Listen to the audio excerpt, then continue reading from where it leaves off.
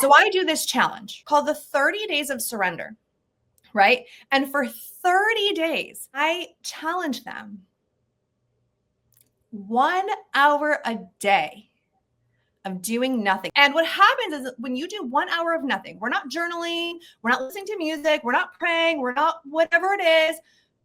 We're not trying to solve world peace.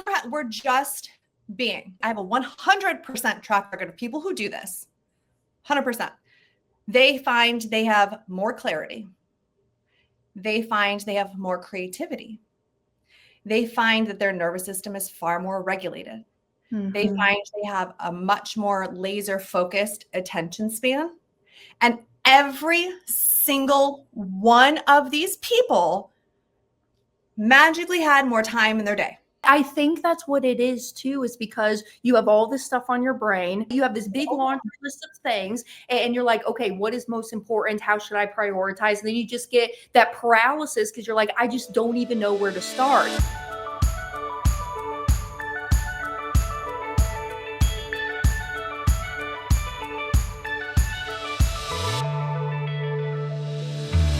Hello, Money Multipliers. Welcome back to another episode of the Money Multiplier podcast.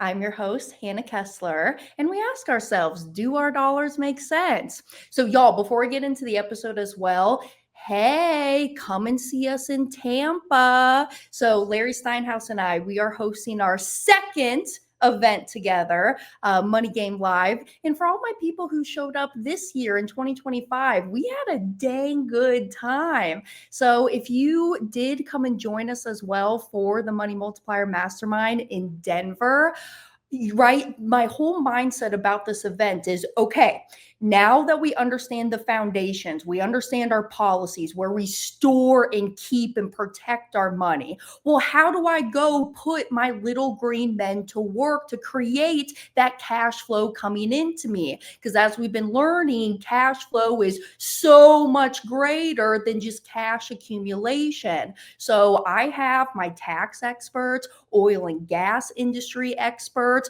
my alternative investing into private lending, creative financing, stock options trading. So I'm going to bring out my people to show y'all what I'm personally doing in my own life to create 6 figures just of passive income every single year. So I want to see y'all at that event. It's coming up, Tampa, at the end of February 27th, 28th, and then March 1st. And you can go to moneygamelive.com and you can snag your tickets that way as well.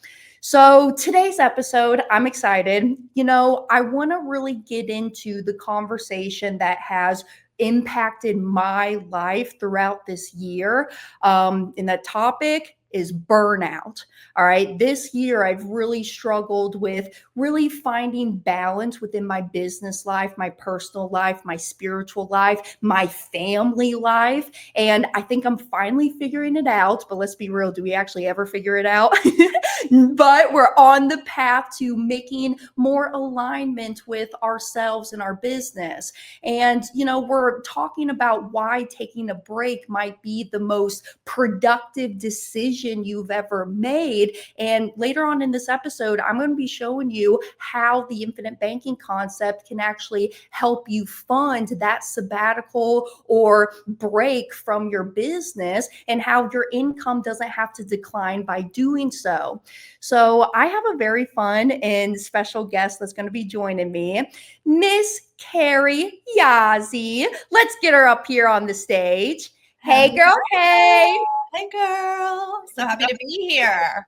No, I'm happy that you're spending some time with me. I know you're a busy woman. You are a powerful leader. You got a lot of stuff going on. And before we get into the topic, I mean, tell my listeners a little bit about you, where you're based out of, how you got into your business that you're doing right now.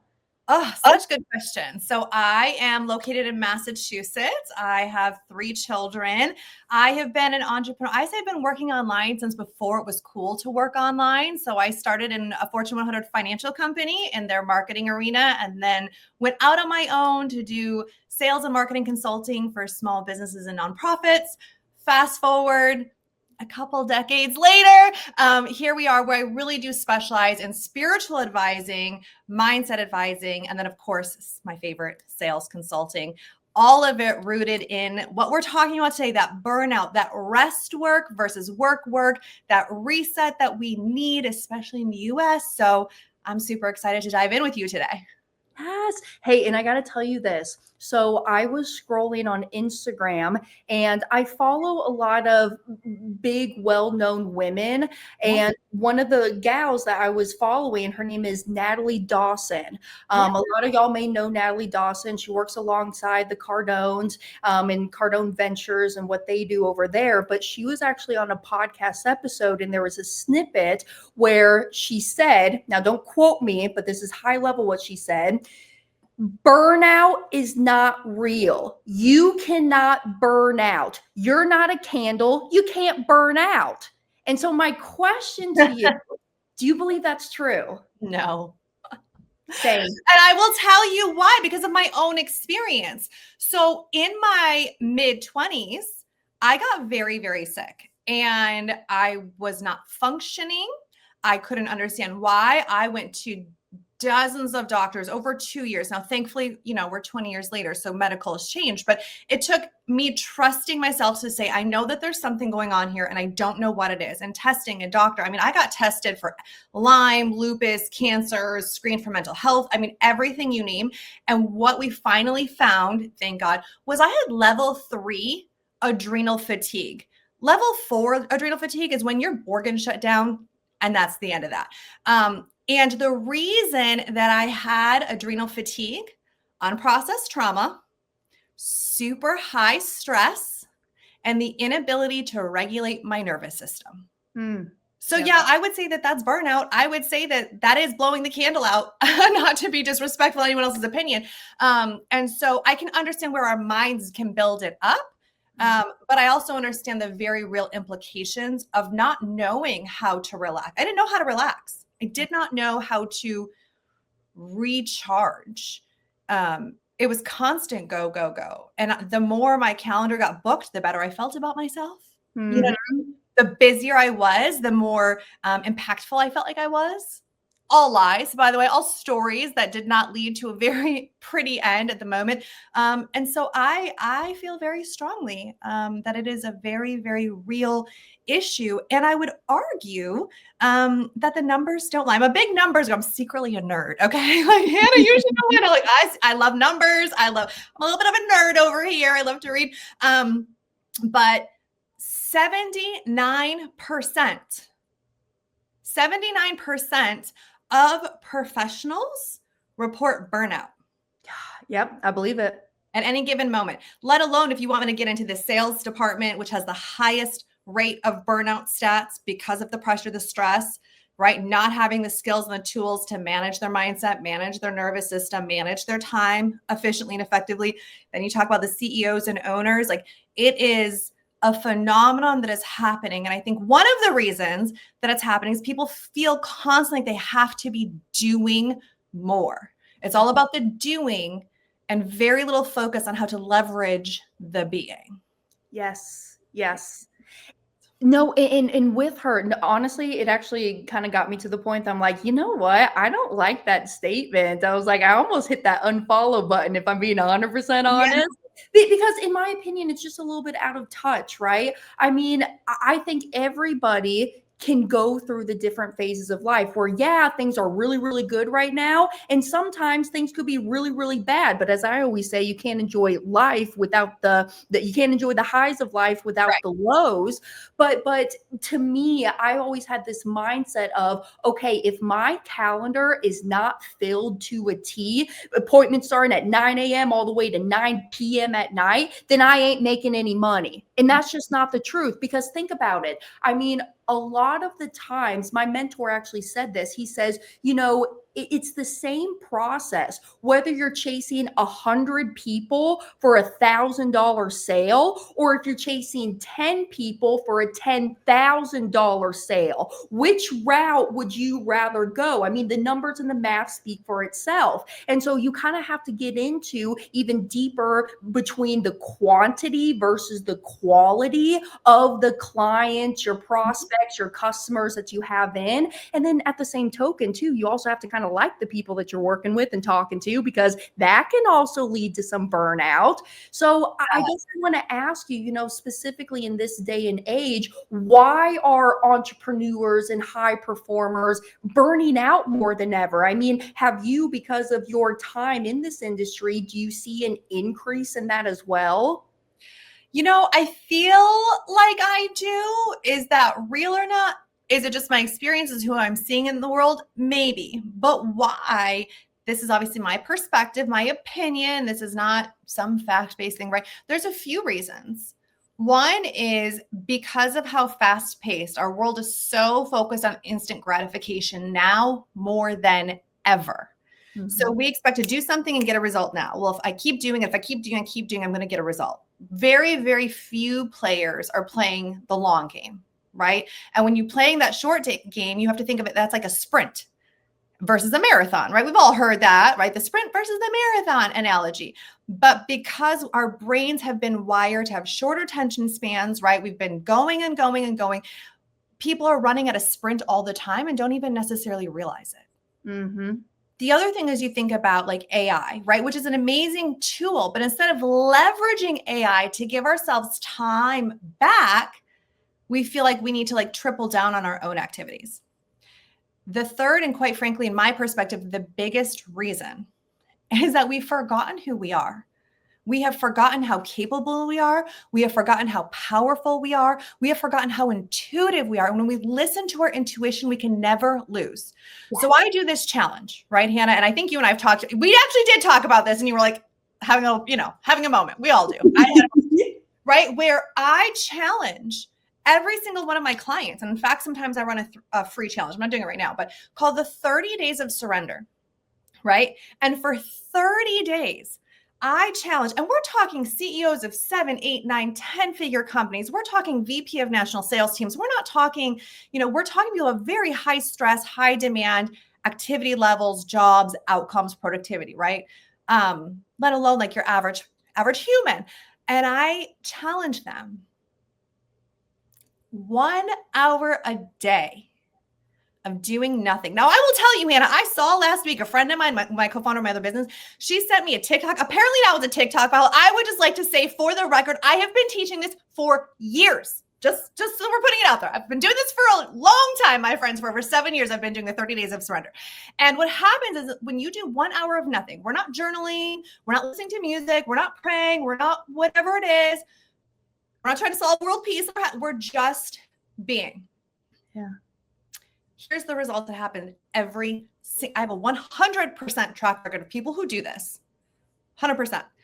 They find they have more clarity. They find they have more creativity.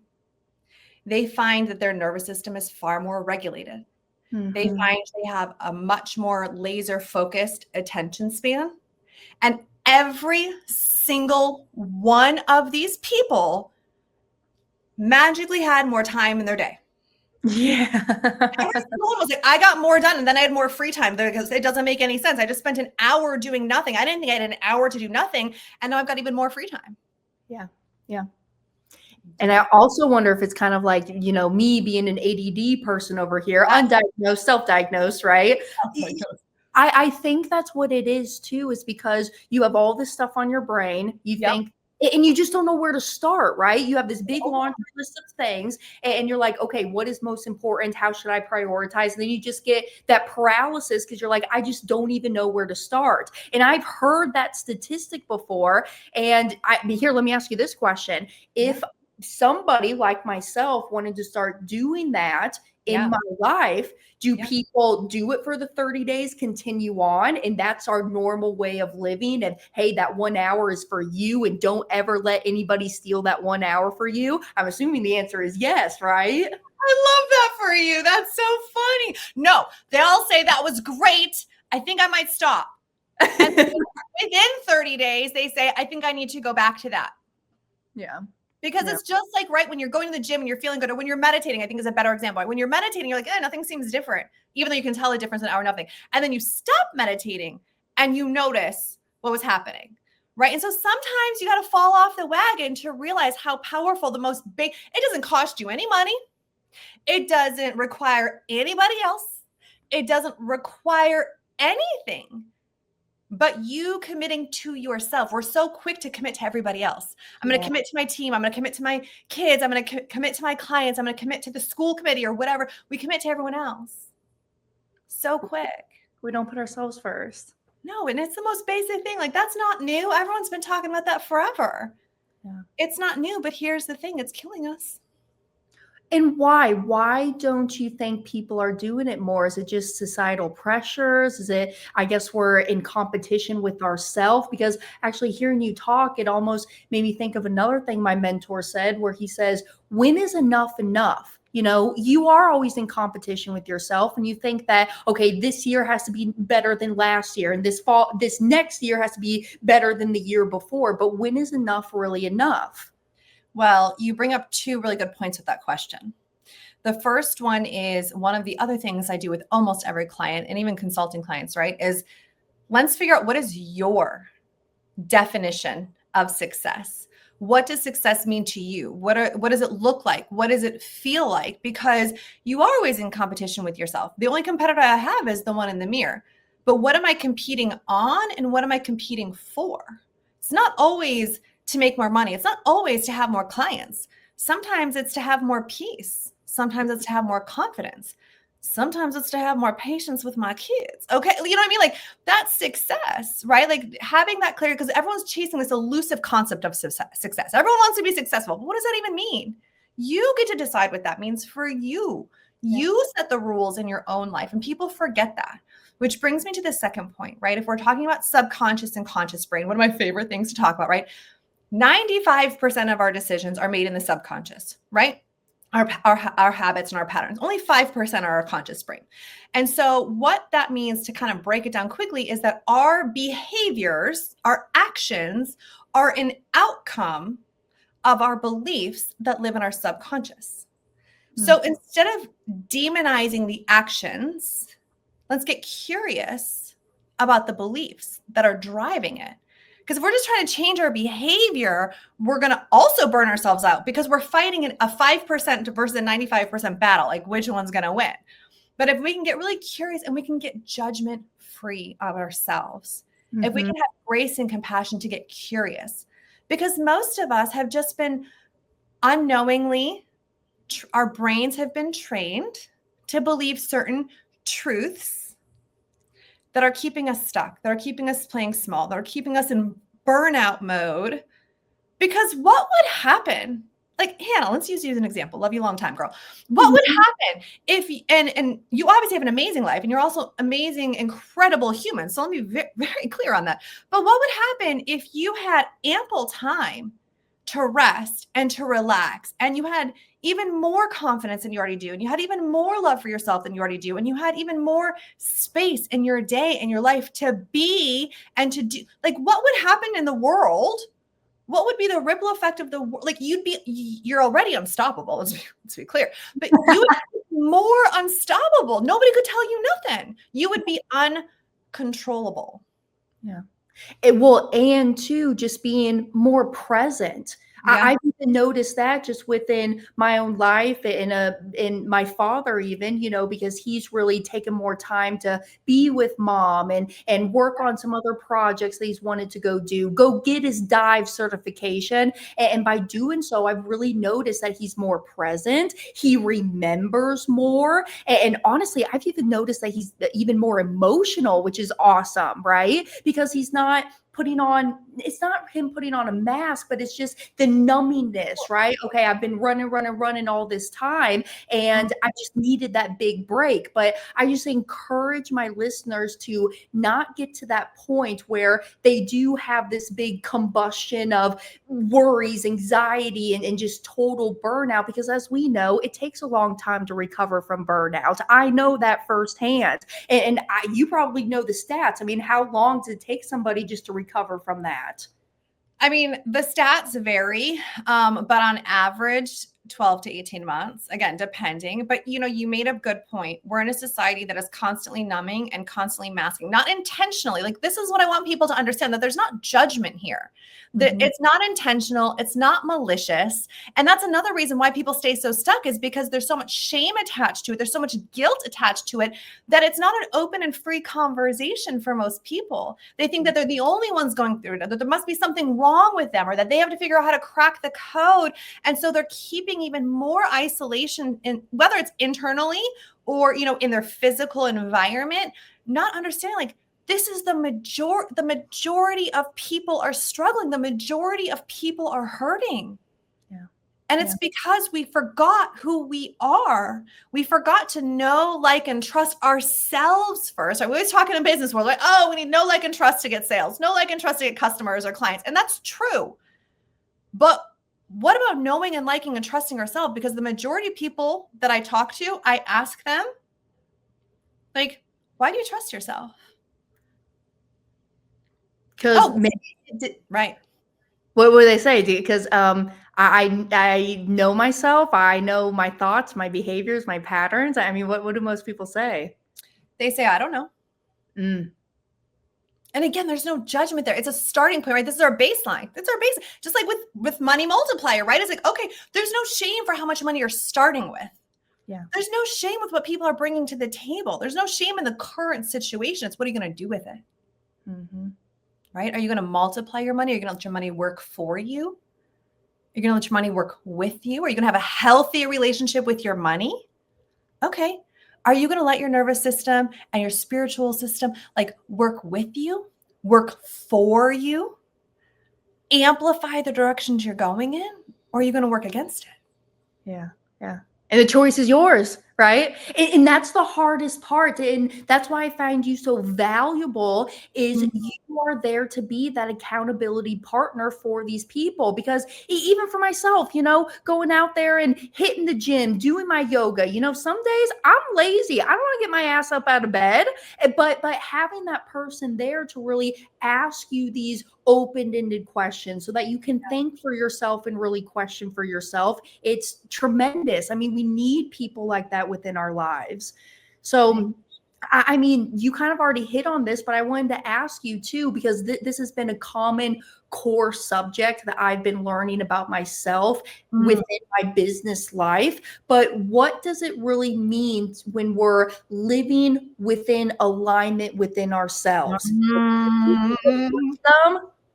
What a great question. So here's the non-intentionally elusive answer. We're going to break it down.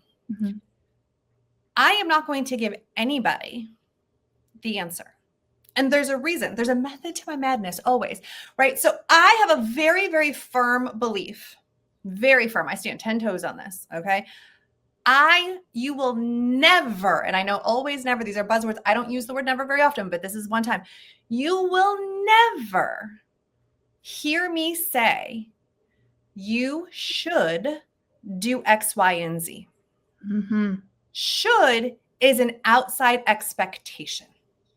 If I am teaching you how to re-listen to your mind, to your body, to your spirit, if I am teaching you to trust, maybe for the first time ever, yourself, how dare I tell you what you should do? Like, am I trying to create codependency here? No. I'm trying to create more confidence in you because you deserve it and because you're capable of it. So what is the process? It is asking this listen, Hannah knows. I may or may not, in all the love in the world, have a reputation for making people cry. Not because they're miserable, right? But because I have the gift of vision that strips away the stories, the masks, the facades, the numbing, as you called it earlier, right? Like, I see you.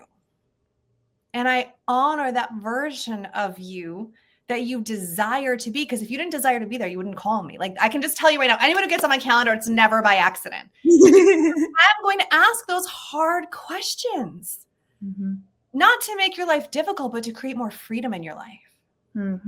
So you get to be in the driver's seat of your life and your business. You get to co-create with God's source universe. Not because I said so. I mean, yes, I have an amazing track record as a sales consultant. But you know why? Because I empower the sales individuals or the VP of sales or whoever it is. I empower them. I speak life into them so they have more productivity, so they have a decrease in burnout. Yeah, we can talk about systems and processes all day long. That's easy. Yeah. This is the real work. Mm-hmm. This is my favorite thing in the world to do, is to serve teams and individuals on this work, because it will change everything in your life forever and ever. Amen. And will create ripple effects bigger than we will ever know.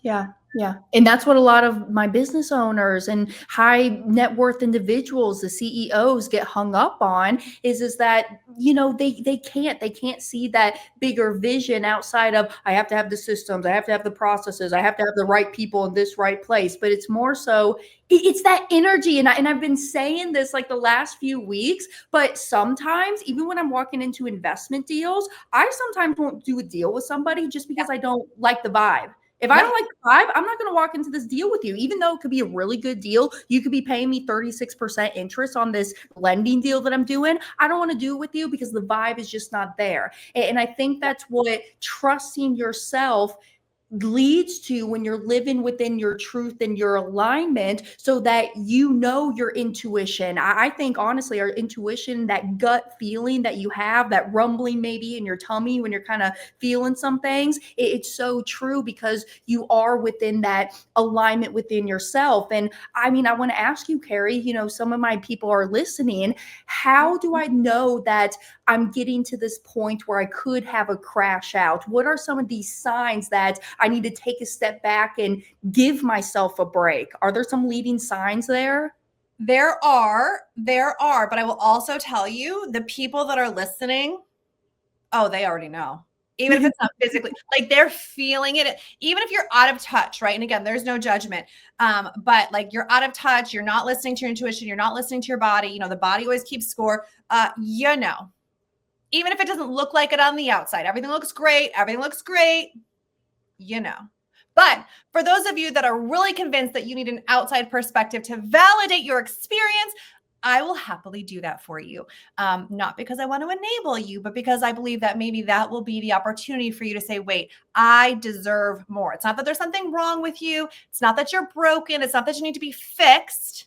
Life could look great, but you deserve more peace. You deserve more joy. You deserve more fulfillment. You deserve it. It's not that there's something wrong with you. It's that you deserve better. Yeah. Because right? for what? For what? More money? The money's going to come, right? And I don't think it's a money problem. No, it's not. Right. And so for people to really get on this, is it more so the avenue of their mindset, their planning, their priorities? I mean, what are some of the creative ways that you've been seeing people structure this time off? We did talk about, taking that 1 hour of the day, but I also want to ask you, I just learned what the word sabbatical was like 3 years ago. I said, what is that? That was not a concept to me. So do you think it's important for people to do that? And for how long? And how do they make sure that they have the correct, because again, systems and processes is an important piece to it. I do believe that your mindset is higher to that, but for people to be okay with just being hands off for some time, what do they got to do to get into that correct mindset and have those systems and processes in place? Yes, these are amazing questions. And I do want to speak one caveat, because we said it's not a money issue, and it's not a money issue. And I do not want to be insensitive to the people that are genuinely financially struggling. I do want to just take a pause and say, if somebody is financially struggling, that can wreak havoc on increasing your cortisol levels, that can wreak havoc on your nervous system. And so this is not for you to say, well, because here's the thing, even with that scenario, which my heart goes out to people, and we can figure out ways to change that situation, right?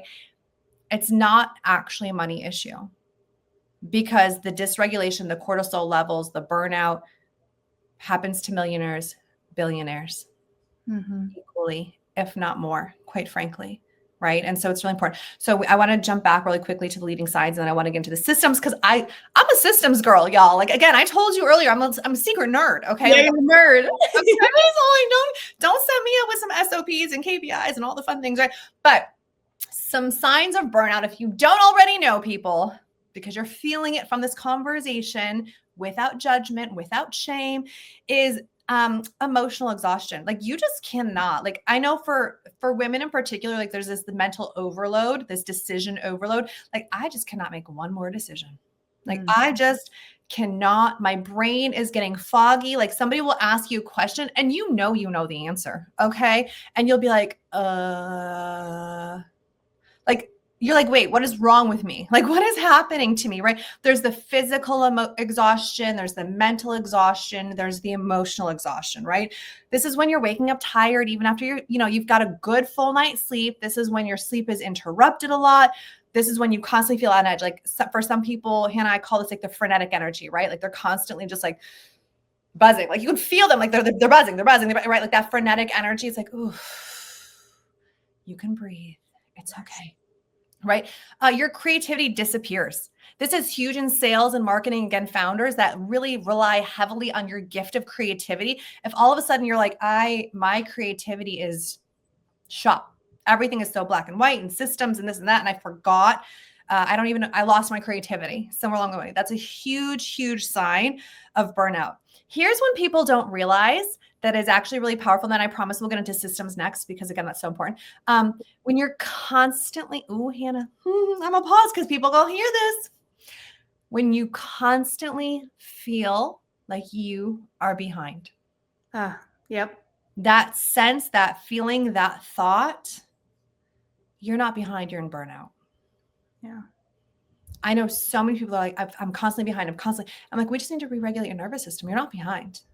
You might feel like you are, and there might be deadlines, and you might not have hit a deadline. Yeah, we got to address that too with systems, right? But if you're constantly feeling like you're behind, you're in burnout, babe. Mm-hmm. Or because people don't want to say they're burnt out because there's such this negative connotation. There's something wrong with you, that you're weak, you can't handle it, like, get your life together, right? And it's like, okay, so let me call this out for people who are like, no, like, I'm burnout. Okay. How many times in the past month have you said, I just need to push through? I just need to get it done. I'm off my game. Like, I'm just a little off my game right now. Yeah, you are. I'm not judging you. Or when the people you hear consistently like, oh, I'm so tired. Like, they're constantly in the office being like, another day, another coffee, another day, another, like, okay, then you're not aligned. Yeah. And that can be internal, that can be external, that can be professionally, that can be personally, you're not aligned. And so what systems to be able to take this sabbatical, right? Like, to be able to recharge.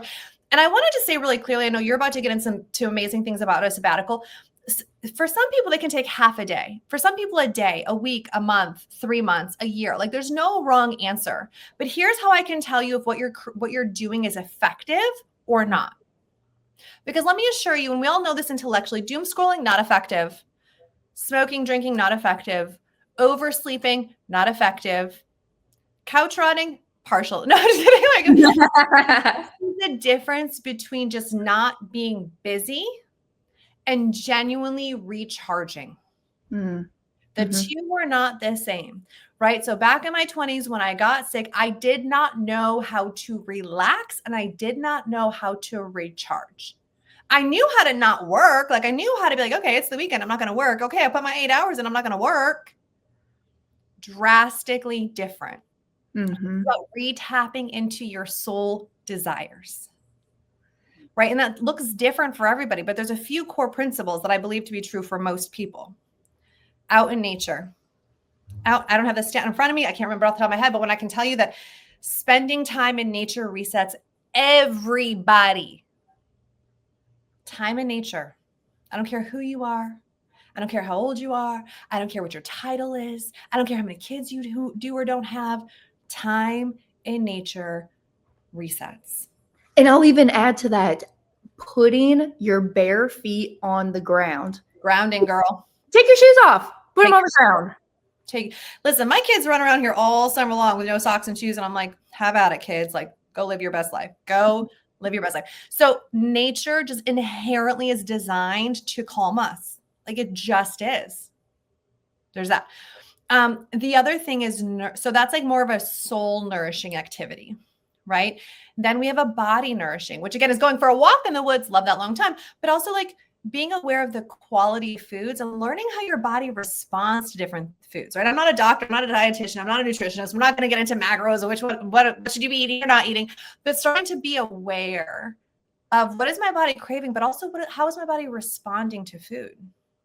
Mm-hmm. Right? I know if I'm eating high quality food versus lower quality food, I have more or less brain fog. I have more or less anxiety. I have better or worse quality of sleep. Mm-hmm. And then the third one is being able to really sink into your own creativity. There are so many people, God bless my mom, her included. You know, I was raised in a household where my mom said, well, we're just not creative people. We're not creative. And I said, ma'am, we were created to be creative, right? And so creative can look very different for everyone. It's not just pen and paper and drawing or coloring or creating sculptures. That might be true for some people. That's amazing, right? But being creative on this process and on this journey and tapping into what fuels your soul, what creates fulfillment for you. Is it being alone, reading a good book? Is it being out with a group of people doing an activity? Is it traveling? Is it painting? Is it, buying gifts for people? Like what genuinely fulfills your soul, not your mind? Those three things alone, if you focus on those three things, there's many, many more, right? Everyone's different. Everyone's an individual. You will recharge and reset. I mean, we can also talk about things like, looking at your trauma in a safe space and stripping away the old identities and all that fun stuff that we like to do over here. But that's a really beautiful place to start. Systems, you got to trust your people. Nobody's going to do it your way. Nobody's going to do it perfectly, right? Knowing, and this might sound silly for some people, but I can tell you, I've worked with dozens of multi-million and billion-dollar companies, and this is true. It might sound silly. Have set roles with set responsibilities. I know that seems crazy. Like, duh, Kari. Yeah, I wish that, like, this is why people get embarrassed and they get ashamed because they're like, I know that in theory, I know that, like, I know I'm supposed to. And then it's not. And then they feel like everything's collapsing. Have somebody who is responsible for whatever the task is. Have somebody who they are accountable to, right? And not micromanaging. This is accountability. You and I were accountable to both show up today. You know what I mean? Like, it's not a negative thing. It's not a down energy thing, right? Create a culture that aligns with the vision of your brand or your vision or your life, whatever that is. Because this is true for like day-to-day life, family systems, personal systems, professional systems, all the systems, right? Roles, responsibilities, who's responsible, who are they accountable to, who gets consulted on, right? And then who gets informed when the job is done. What are the metrics? Having everyone know the shared vision. This sounds funny. I've went into sales teams before and worked with the CEO, and the sales team didn't even really know what the actual vision, like where the company was headed. They knew they had to sell some stuff. They knew they had to sell things, but they didn't have any buy-in into why, like, where are we headed? What is the mission? What is the values? And what are the core values? Now, here's the other one.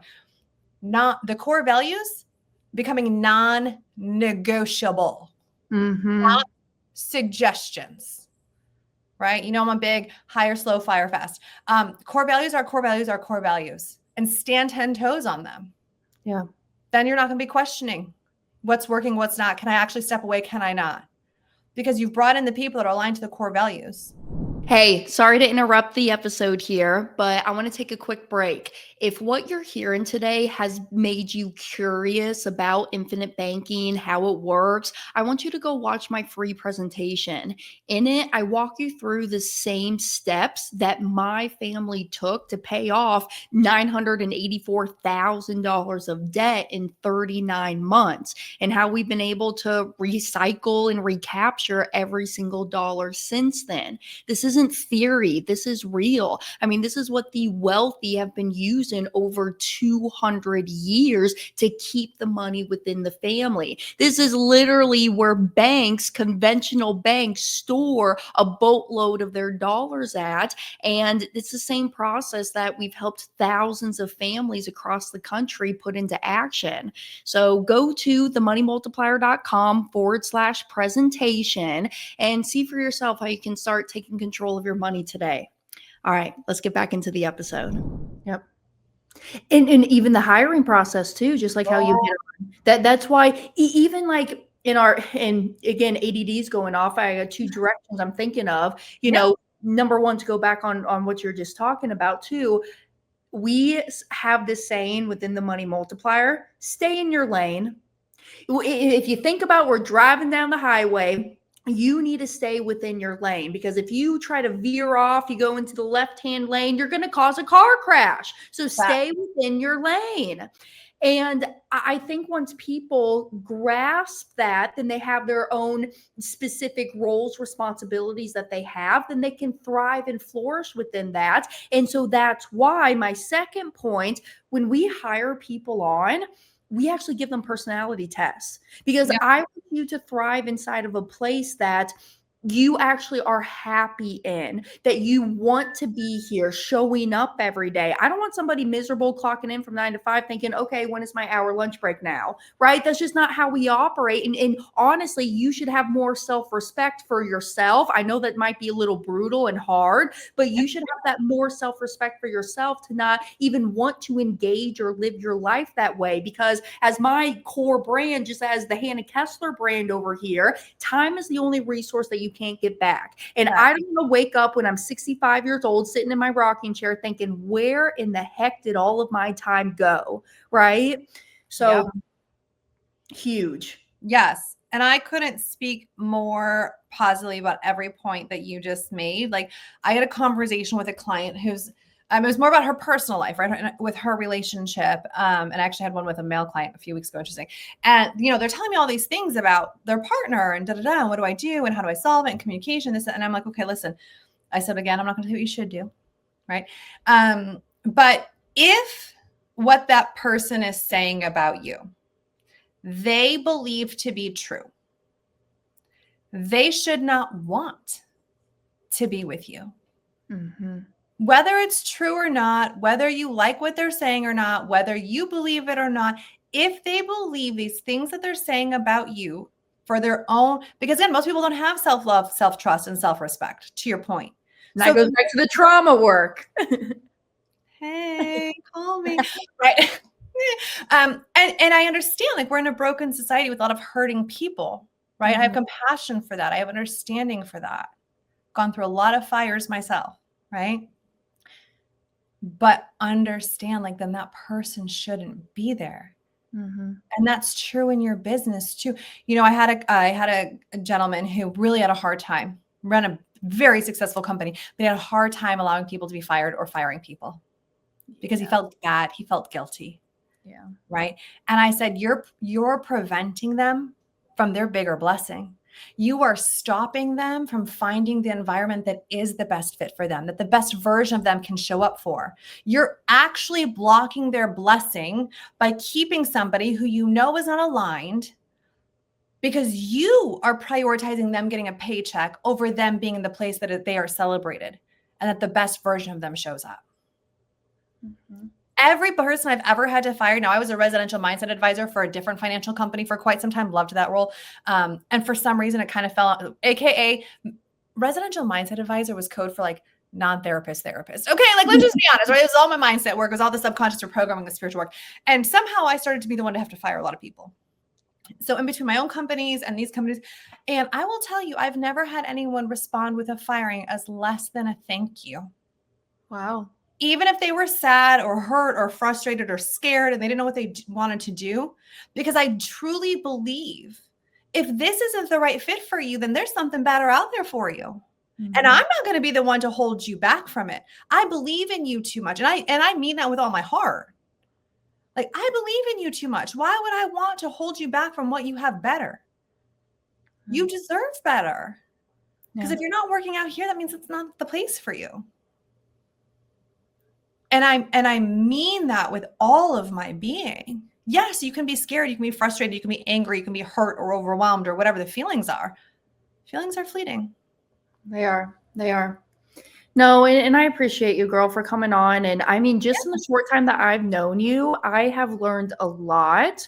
And we're going to keep on having our conversations as well. Yes, And really, I want people to get in contact with you if they are resonating with this. They need the help, the support. And, they are running their own business, but at the core value of it, it's all who you are and helping you as an individual. And just like how you mentioned, it's a ripple effect. Once you really get within that true version and that alignment within yourself, you're going to start to notice that the universe, God, whoever you believe in, they kind of starts throwing you bones. Have you noticed that too? When you are really in that alignment with yes, yourself. ma'am. Absolutely. When you strip out the old, it creates space for the new.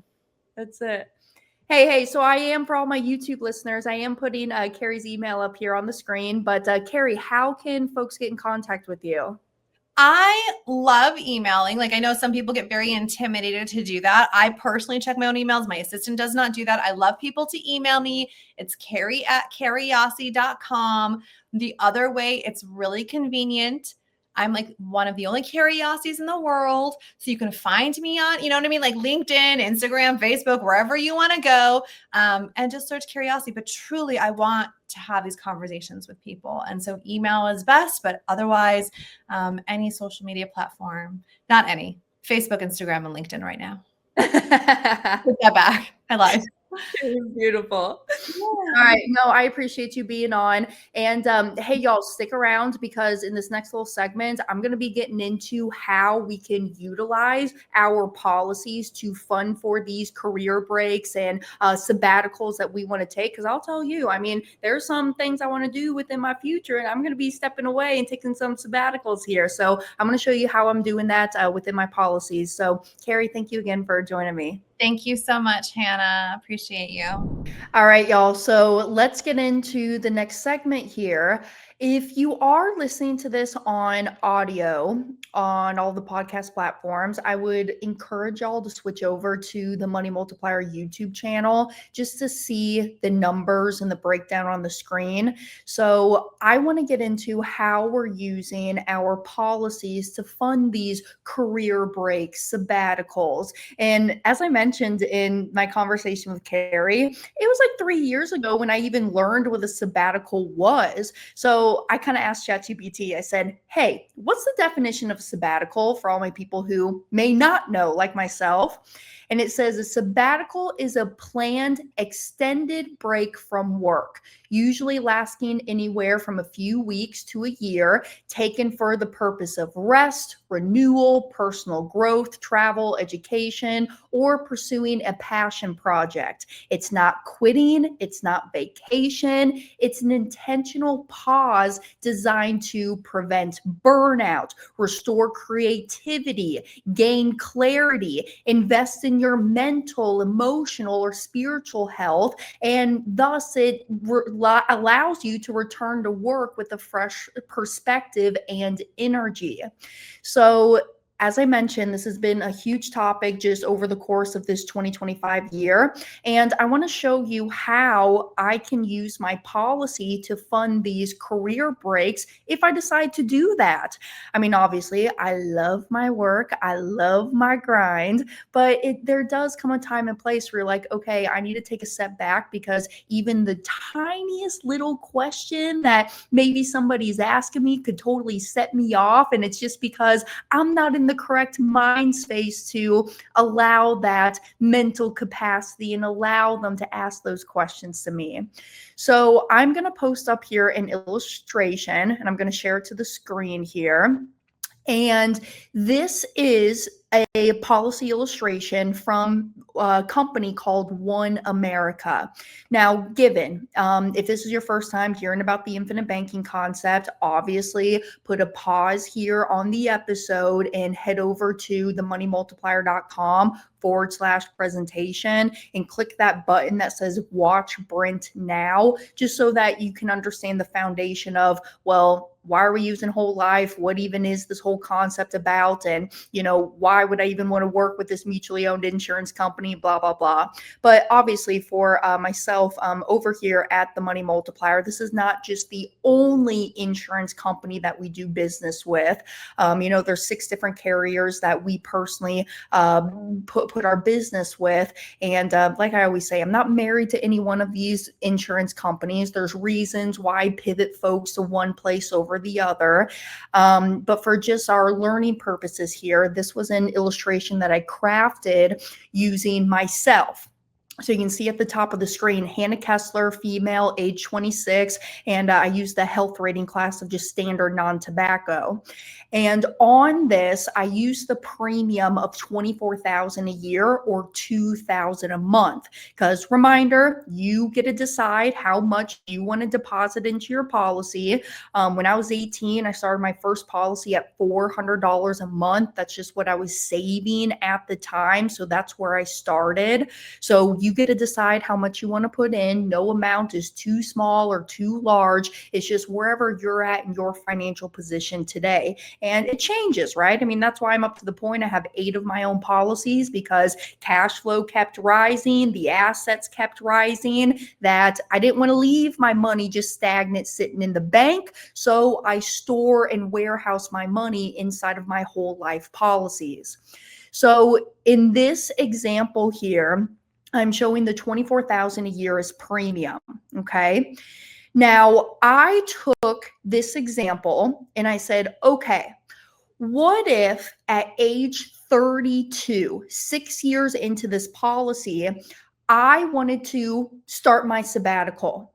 And I was aggressive on this. I took a sabbatical for 3 years, okay?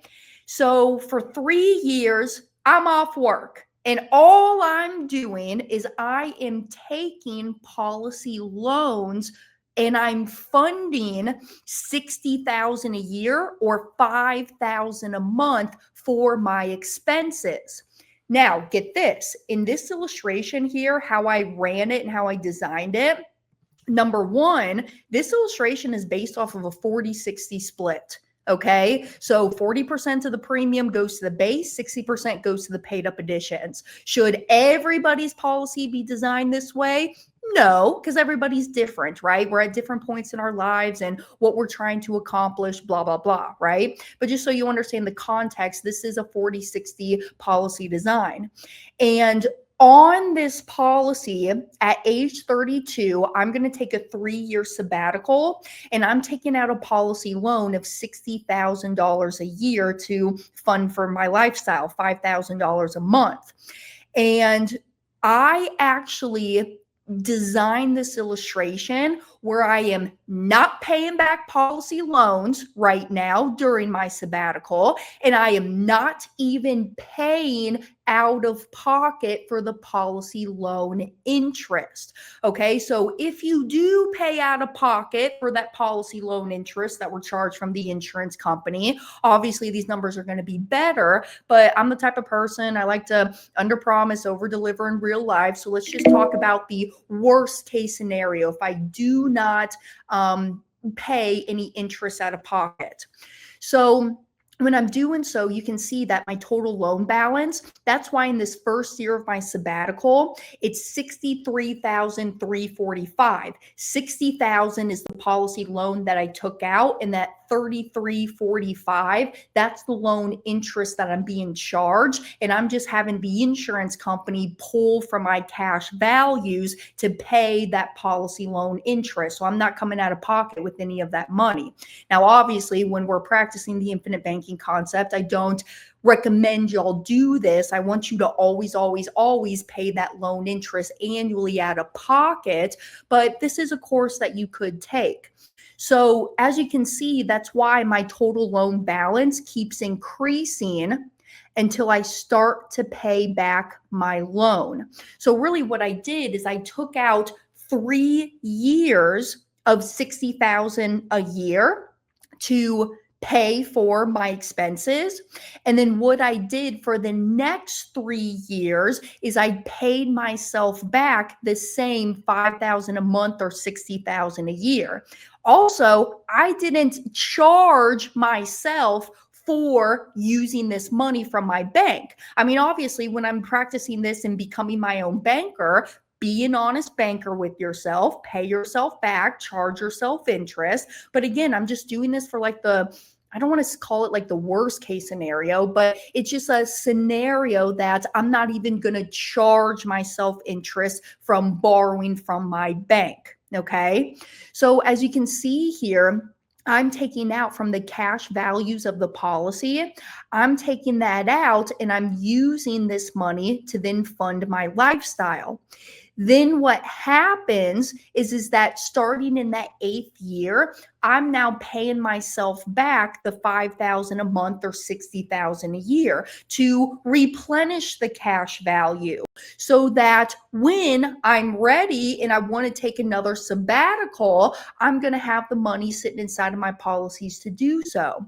Now, given I'm still continuing to pay premiums out of pocket every year. I'm still paying that 2,000 a month or 24,000 a year out of pocket premium into this policy. Because remember, just because you've taken a career break, you still need to capitalize your banking system. No, don't neglect that as well. So I'm continuing to pay my premiums out of pocket and allowing my money to be stored somewhere where it's protected. I'm getting tax-free growth on it. And then obviously when I pay that premium deposit, I like to use the word deposit because it gets our minds geared into thinking about this as our banking system. Yes, the premium is a payment, but when I make that premium deposit into that policy, I immediately have cash value from that, and I can immediately take it out and use it for whatever I want. Now, before I get into the numbers too, get this. When I write in, call in, or even log into my online portal with the insurance company, notice that they will never ask you what you're using the money for, when you're going to be paying this money back, or how you're going to be paying it back. They never ask you those questions. And it's kind of funny when you go down to the local bank and try to borrow money from them, you're going to have to answer all the questions that they're asking you, right? So I'm doing this from my own bank. So I'm the one in control. I get to make the rules for my own operating within my own bank, right? So this is me now using this. I'm going to Thailand. I'm going to Greece. I'm sailing the Mykonos Islands. I'm finding a hot butler man to take care of me during these 3 years. Okay, that's what I'm doing during these 3 years, and I'm taking a break. So thus, by doing so, now when I'm paying myself back into this policy, all I'm doing is I'm just replenishing that cash value that I've taken out. So at the end of these 10 years, I still now have $240,000 of cash that's inside of my policy now. Now, you can kind of see over here in your total annual outlay, you can kind of see some negative numbers up here. This is just us talking about depositing in my $24,000 of premium and then taking out my $60,000 of loan that year. So you can kind of just see the difference of my net injection that year into the policy versus what I've taken out. And then you can see that here in the 10th year, this is when I replenish a lot of that cash value and I pay myself back into the policy. So over these 10 years, I've put in a total of $257,000 into the policy, and I have a cash value of $240,000. You may be thinking to yourself, Hannah, why in the heck would anybody do this? You've just put money into this policy over the 10 years, and your cash value is only $240,000. All right, you could be thinking that to yourself, but get this, I also have my tax-free dividend that goes up each and every year. Hey, matter of fact, speaking of, just going to shout out One America here real quick. They just posted out their 2025 dividend. And there's a return. Oof, and I'm doing this off of memory. I'm pretty sure this is the correct number. $42.5 million. It's 42 or 43, but $42.5 million is what they declared as payouts to all of their policyholders for the dividend this year. And it's kind of funny when you think about it, because you think about where we're at in times right now and the economy and, the political environment that we're in, and everybody's just butting heads with everybody. It's kind of funny that these insurance companies are paying out a record-breaking year back to their policyholders. So do you think that these insurance companies are pretty stable? Yes, they are, because of how they operate, not within the fractional reserve lending like conventional banks do. So what I want you to absolutely get here, though, is look here. I want you to pay attention to this change in net cash value. Year 11, I put in $24,000 of my premium, and my cash just grew from 240 to 272. So with the 24,000 net injection, my cash value just grew 32,000 and some change. Okay, it just grew 32,000 and some change, but guess what else I have? If I get hit by a bus or I drop dead that day, I have a $2 million death benefit that's going to get paid out lump sum tax-free to my beneficiary. So Zach, if you're listening to me, you better behave yourself, because I can change the beneficiaries on my policy.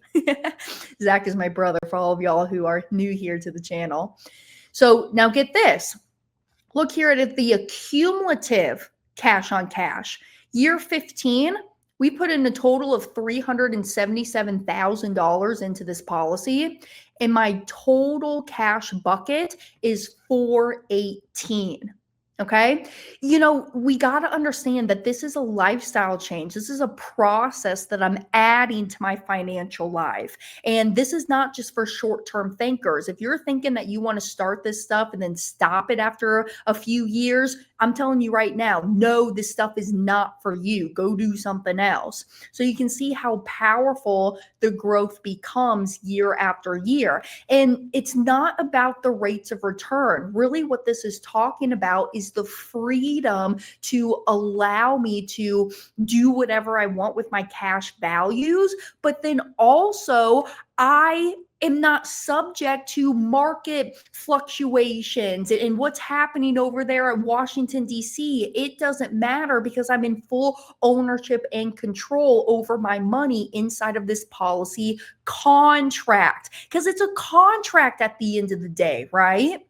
So after year 15, I'm thinking, hey, I'm 42 years old. I just worked really, really hard from age 36 to age 42. And, I'm kind of feeling a little bit of that burnout again. So I'm going to take another 3 years off. I'm going to allow my business to run and operate. I got my people there helping me out. So I'm going to take another 3 years off, and I'm going to go fund another sabbatical for myself. Now, this time when I am going in here and funding for this sabbatical, I'm taking out $10,000 a month.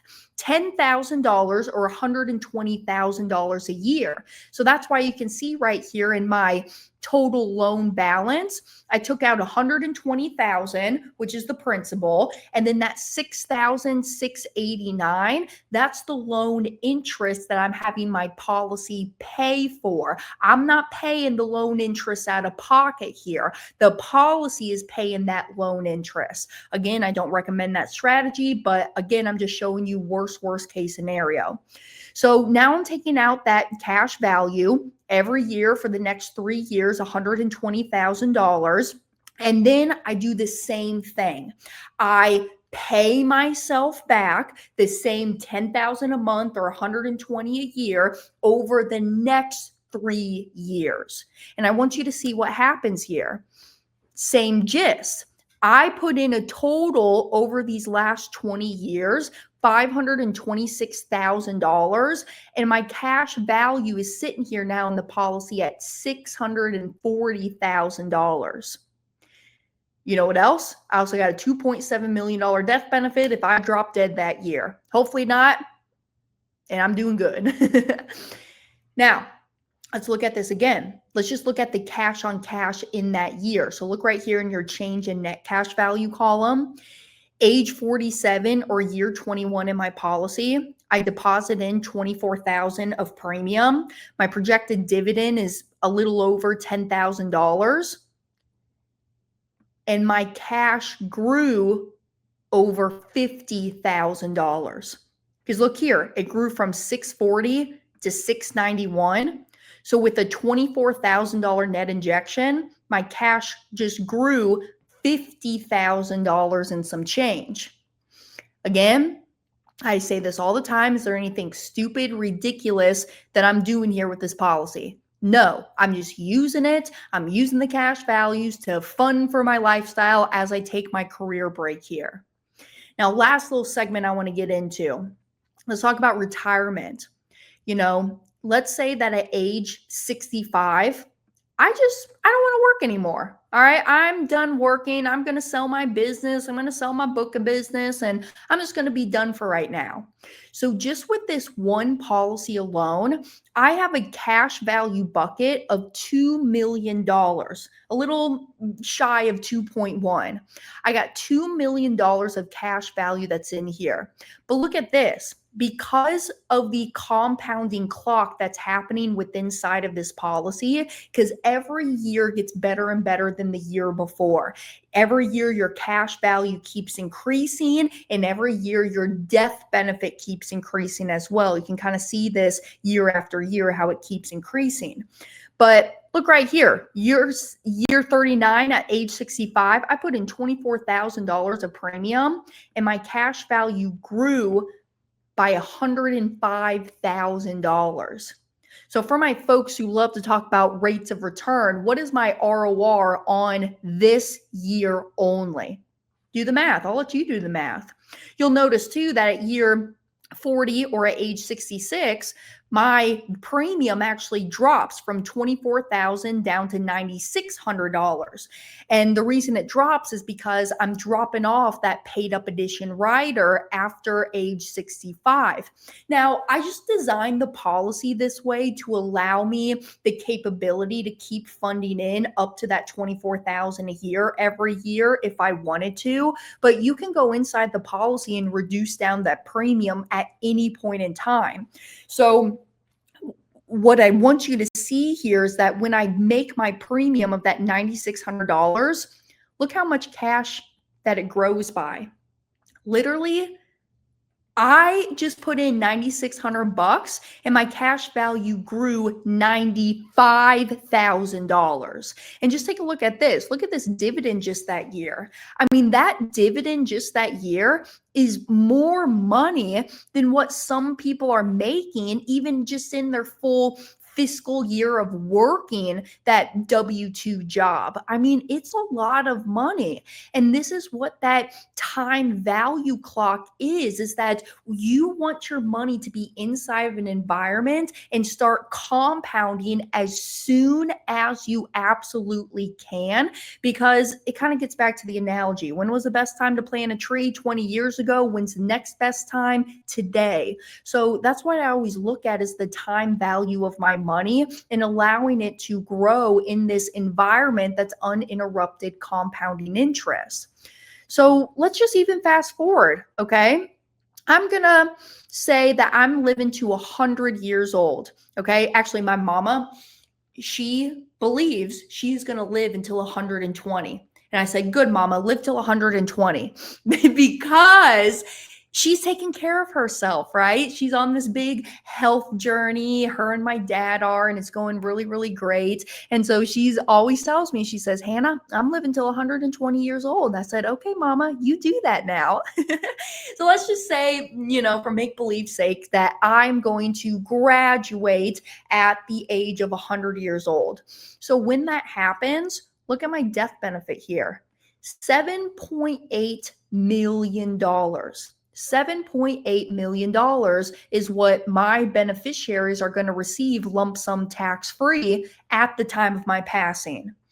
Now, given, we could get into the details of a trust can be your beneficiary. You can allow people to split up percentages. Let's say I have 2 kids and I want each of my children to get 50% of this each. There's different ways of how you can strategize who you want to leave this money to. Right now, I use my trust. My trust owns some of my policies, is the beneficiary of some of my policies. Not all of them, not yet. There's no rhyme or reason why. We're just figuring out that estate planning right now, just in my own personal life. But just note that this is money that's going to get paid out lump sum tax-free. And that's really where the true wealth transfer can take place and happen. And so now you're not allowing the state, the government, attorneys, probate to get in here and try to snipe away at your wealth that you've accumulated over the course of your lifetime. So this is just one example. I know a lot of people love to see the numbers, so I just wanted to show y'all in a real life policy illustration that comes directly from the insurance company, how this operates and why it operates this way. And I have a recording coming up here soon. I'm going to be talking about how does our cash value grow inside of the whole life policy designed for the infinite banking concept. But for this episode here, I just wanted to encourage y'all, take a step back. When was the last time that you really paused to think about this life journey? Because I don't want to see y'all just going, hustling and grinding away, and then waking up that one day thinking, oh my goodness, where has my time gone? So you need to start taking back the control of your time, take back the control of your money, and really I believe in y'all. Live within that truth, within that alignment with yourself, okay? I know it's easier said than done. I'm still working on it. As I said in the interview too, do we really all have it figured out? I'm just trying my baby steps to get to that point where I truly figure it out so I can live life on my own terms and just be happy, be healthy, serve the community, give back to folks. Because, hey, if my brother pisses me off, I'm going to change my beneficiary and all this money is going to go to charity now. I'm just kidding, Bubba. I'm just kidding. So thank you, y'all, for being here for another episode. I am going to catch y'all next week. And reminder, snag your tickets. Go to moneygamelive.com. Come and join us in Tampa. It's going to be a lot of fun. And honestly, I'm kind of just doing it for my own personal gain too, because I want to know some of these stuff that folks are talking about. I want to know about the oil and gas industry, why that may be a good idea, the syndication world. How can I even get together my own fund and raise my own capital for myself? I meet a lot of people who raise a boatload in capital, and I want to know how y'all are doing that. So again, if this is something that you want to talk about, you got questions for me, send me an email, Hannah, spelled the same ways, forwards and backwards, hannah@themoneymultiplier.com, and we can schedule a one-on-one time together.